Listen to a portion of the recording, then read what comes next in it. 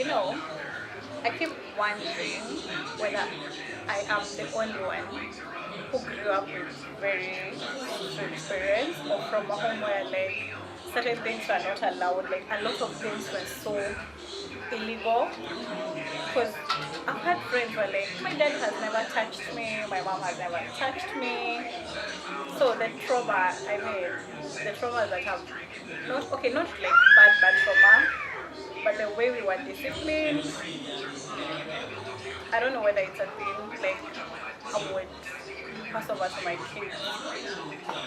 Well, Okay, discipline is a must, but yeah, the definitely. way of the discipline, Yeah, but then you see, I feel like when you talk about trauma, it's not just from the parents, it's projected from society, from yeah. the schools the kids go to.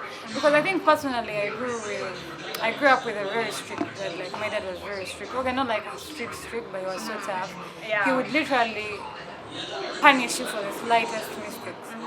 Because I think there is this incident, okay, like people believe Rwandans or maybe Westerners are supposed to be taking milk, we are supposed to be fat or something. Yeah. But then growing up as a child, I don't think I would drink milk. It had a very bad smell.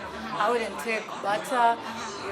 It smells crazy. Okay, if it is a current parent, if your child does not like a certain thing, you start saying, oh, my child is milk tolerant. My child, oh, is that what they say? Yeah, something like Yeah, lactose tolerant or something. So, I think it's the same, but at least for you, you're talking about milk only.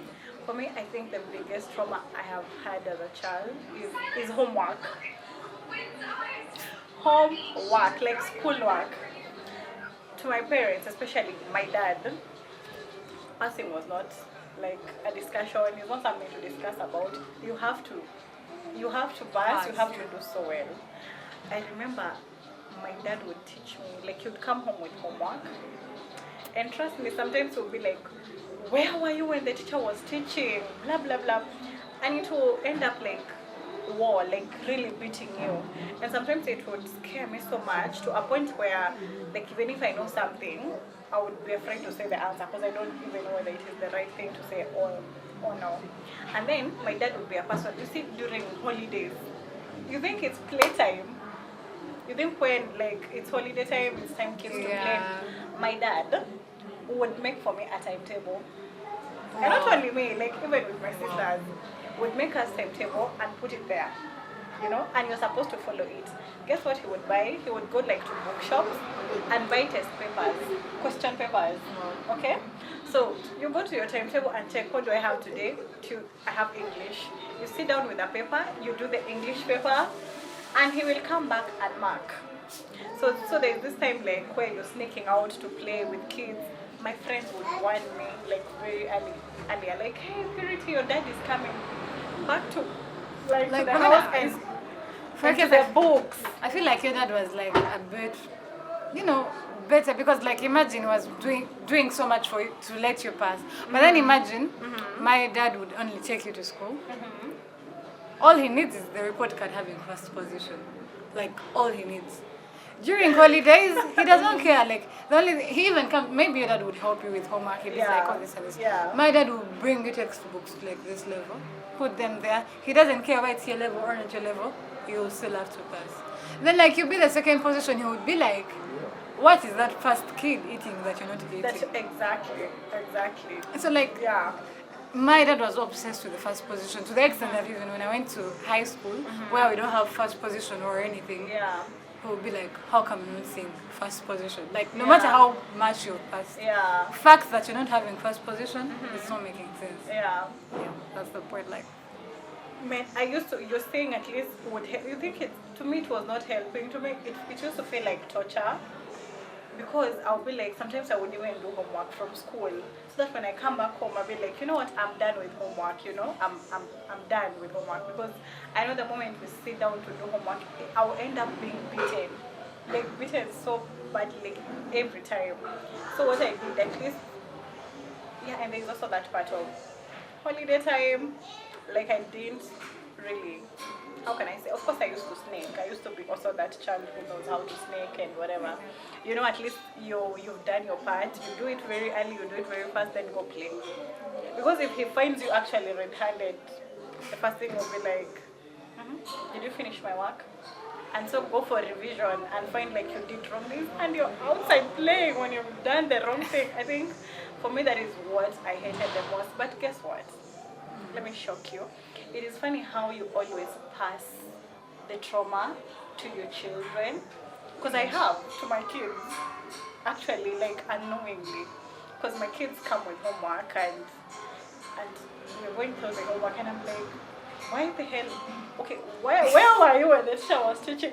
You seem even to not have an idea, you know? Yeah. You don't even have an, and I see a lot of my dad in me. And I'm like, man, I kind of get it, but it's not a good thing. So I try to control myself so much. I am so self-aware how much it can kind of damage. Yeah. It's not like really about, sometimes.